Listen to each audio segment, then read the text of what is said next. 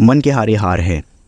मन के हारे हार है। Failure is simply the opportunity to begin again.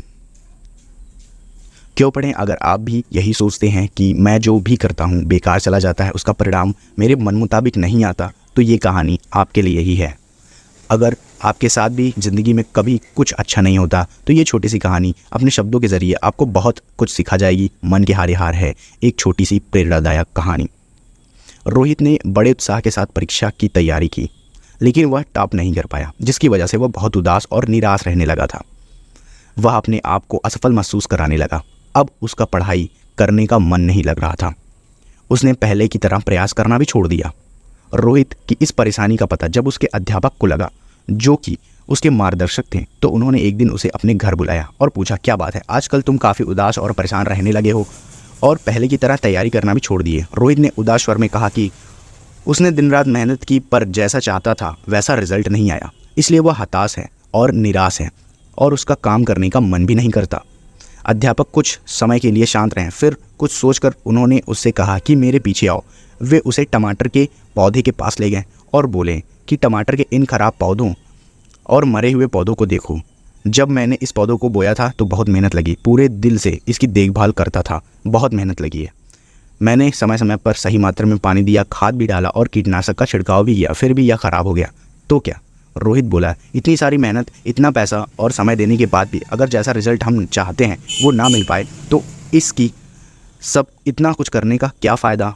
अध्यापक बोले, ऐसा नहीं है। फिर उन्होंने एक दरवाजे की तरफ इशारा करते हुए कहा, अब एक बार ज़रा इस दरवाजे को खोल कर देखो। रोहित दरवाजे को खोलता है और देखता है बड़े बड़े टमाटर के पौधे। उसने पूछा, ये सब कहाँ से आए? अध्यापक बोले, टमाटर के पौधे खराब होने का मतलब यह नहीं है कि सभी के सभी पौधे खराब हो गए। इसी तरह तुमने मेहनत की तो की, पर टॉप नहीं कर पाए, लेकिन इन सब का मतलब यह नहीं कि तुम दिन रात मेहनत खराब हो गई तुम्हारी। तुमने पाया तो बहुत कुछ, लेकिन तुम्हें सिर्फ इतना नकारात्मक हिस्सा दिखा है, जबकि सकारात्मक पहलू तो छिपा हुआ है, जो कि सही समय आने पर दिखेगा। परीक्षा में लिखते वक्त कई चीज़ें मायने रखती हैं, जैसे कि लिखने की स्पीड, तबीयत, मनोस्थिति और भी बहुत कुछ, जो कि सिर्फ मेहनत का पैमाना नहीं होता। जो तुमने सीखा है वह ज़िंदगी के हर मोड़ पर काम आएगा। मेहनत करने के बावजूद मनचाहा परिणाम ना मिलना, इससे यह साबित नहीं होता है कि आप असफल हो गए हैं, बल्कि अपने तो सफलता की ओर अपने कदम बढ़ाए हैं।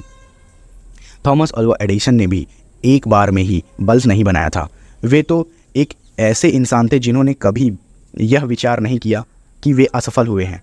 9,999 बार वह असफल रहे हैं, बल्कि 10,000वें बार वो प्रयास किए और वह आविष्कार कर पाए बल्ब का। उनका माइंडसेट तो इतना स्ट्रांग था कि वे कभी भी यह नहीं सोचते थे कि वह असफल हुए हैं, बल्कि वो ये सोचते थे कि 9,999 बार वो जान चुके हैं कि बल्ब इतने तरीक़ों से नहीं बनता है। जैक मॉ, जिनसे कि मैं खुद भी बहुत प्रभावित हूँ, उन्होंने ना जाने कितनी बार जॉब के लिए अप्लाई किया, हर बार उन्हें रिजेक्ट कर दिया जाता था, और यही बात उनके लिए एक प्रेरणा बन गई और उन्होंने ऐसी कंपनी की शुरुआत की जो दुनिया के सामने रख दी, जिसे हम आज अली बाबा कहते हैं। वो उनकी मेहनत काम आई। वो जितनी बार रिजेक्ट हो रहे थे उतनी बार वो मोटिवेट हो रहे थे कि हम इससे अच्छा डिज़र्व करते हैं। उनके नाम से जाने जाते हैं।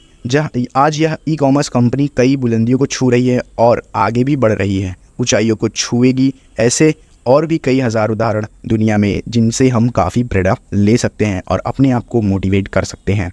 अगर इन्होंने भी अपने आप को एक फेलियर समझा होता तो आज इतने अमीर नहीं बन पाते। निराश होने की जगह यह सोचो कि तुमसे कहाँ चूक हुई और इस चूक को सुधार करने की कोशिश करो। ये बात उन सब पर लागू होती है जो जीवन में कुछ करना चाहते हैं, लाइफ में आगे बढ़ना चाहते हैं। जॉब रेस लंबी हो तो ये मायने नहीं रखता कि कौन कितना तेज़ दौड़ रहा है, मायने तो यह रखता है कि कौन कितनी ज़्यादा देर तक दौड़ सकता है।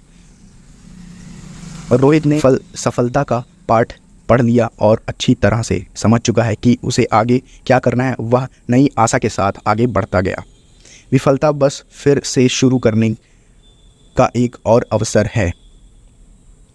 बस इस तरह से वह आगे के कार्य में लग गया। आपको यह चीज़ें करनी हैं। जितनी बार आप असफल होते हैं उतनी बार आप एक चीज़ें सीखते हैं। जैसे 12वीं कक्षा में फेल हुए, जिसमें मैंने सीखा क्या गलतियाँ हुई जिसे मैं सुधार सकता हूँ। दूसरा है कि असफलता ही हमें सफल बनाने का मंत्र होता है।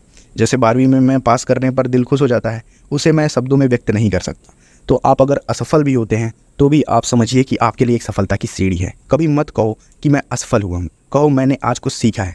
मुझे यह सवाल और जवाब कमेंट बॉक्स में करके बताइए। और अगर ये वीडियो आपको अच्छा लगता है तो सब्सक्राइब करिए हमारे चैनल को, लाइक करिए इस वीडियो को, क्योंकि मैं इस पर काम कर रहा हूँ और मेहनत कर रहा हूँ।